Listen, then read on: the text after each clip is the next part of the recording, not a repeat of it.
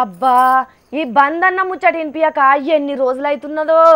అక్కడ మోడీ సారు, ఇక్కడ కేసీఆర్ సారు, చంద్రలాల్ సార్ల పాలనలా అసలు బందులన్నయే బంద్ అయిపోయినట్టు అనిపించింది. అంతా అధికార పక్షమే ఉన్నట్టుండే, ప్రతిపక్షాలున్నా నామకే వాస్తే అయిపోయినాయి. అటు ఎర్ర జెండా పార్టీలు కూడా జాడ పత్తాకు లేకుండానే పోయే వరకు బంద్ అంటే ఎట్లుంటుంది అన్నట్టే అయిపోయింది. కానిగో ఈ నొద్దులకు దేశం మొత్తం బంద్ అయింది. చేసింది కార్మికులే. మరి ఏం సంగతులు ఎట్లెట్లా అన్నది చూద్దాం పారి. అబ్బబ్బబ్బా, పాత రోజులు మళ్ళొచ్చినాయా? కార్మిక లోకం మళ్ళా కథన రంగంలోకి ఐకమత్యంగా దూకిందా? పిడికిళ్లు బిగించి చక్రాలు విదిలించి కొడవళ్లు చేపట్టి పెత్తనాల కుతికలను కోసేటందుకు సిద్ధమైరా అన్నట్టు అనిపిస్తున్నది కదా.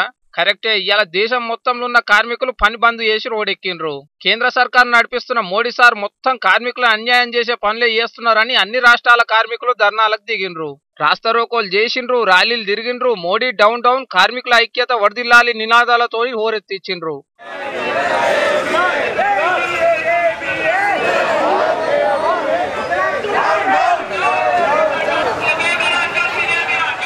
ఇక గింతమంది రోడ్ ఎక్కితే ఉత్తగానే ఉంటదా?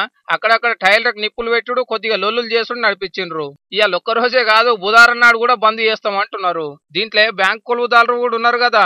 ఈ 2 రోజులు బ్యాంకులకు కొద్దిగా సెలవు లెక్కనే అయ్యింది. మరి ఇంతకు మించిన పెద్ద పెద్ద బందులు చేసినప్పుడే మోడీ సార్ వనకలేదు. ఇక దీంతో ఏమన్నా భయపడతాడా? ఎంత ఎర్ర జెండాలు పట్టుకొని రోడ్డు మీద కొట్లాడినా ఓటుతోని అధికారం మాకే వస్తుందన్న ధైర్యం ఉన్నాక వీళ్ళ లొల్లిని షౌకెక్కించుకుంటాడా మోడీ సారు? అన్ని బంధుల లెక్కనే ఈ బంధు కూడా కాలంలో గలిచిపోతుంది. మళ్ళా వాళ్ళే అధికారంలోకి వస్తారు. ఇప్పుడు రాజకీయమే ఇంత అయిపోయింది అని అనుకుంటున్నారు అప్పట్లో ఎర్ర జెండా కొట్లాటలు చేసిన వాళ్ళు.